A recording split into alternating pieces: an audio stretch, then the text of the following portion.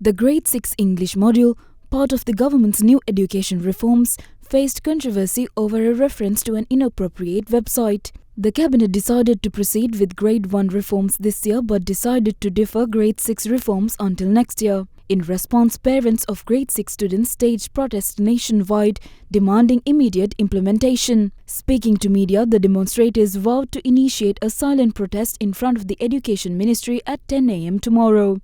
In the meantime, several parties expressed their views on the matter. We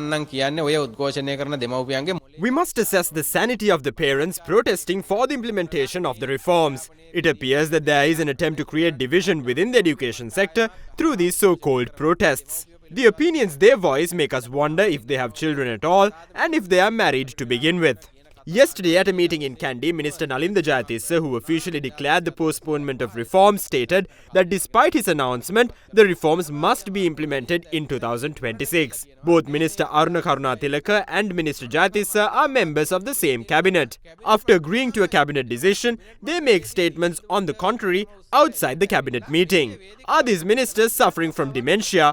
Or do they fail to understand the collective responsibility of the cabinet? The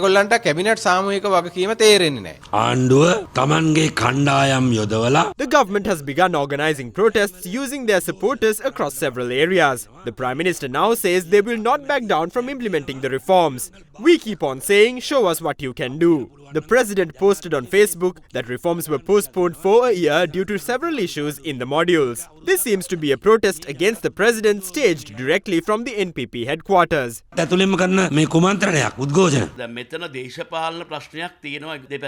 is a political issue on either side. The pressure to implement these reforms comes from the need to respond to protests organized previously by the opposition. However, protests calling for reform implementation call for the implementation of something that is wrong. We know the government is behind the teams that protest in favor of the reforms. The Prime Minister has also stated that they will not back down from implementing these reforms. So why were they postponed? This seems to be a joke. We